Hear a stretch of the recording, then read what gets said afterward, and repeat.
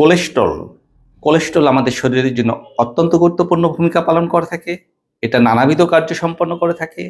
তবে এটার পরিমাণ যদি অতিরিক্ত হয়ে যায়, সেটা শরীরের জন্য অত্যন্ত ক্ষতিকারক। কোলেস্ট্রল কয়েক ধরনের আছে: এলডিএল, এইচডিএল, ট্রাইগ্লিসারিড।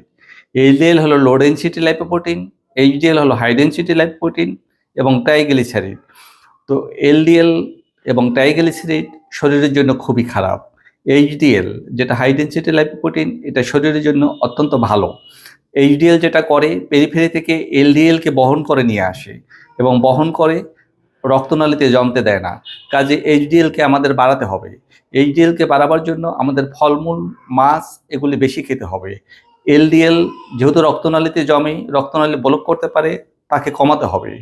এলডিএল কমাবার জন্য আমাদের অতিরিক্ত তৈলাক্ত খাবার খাওয়া যাবে না।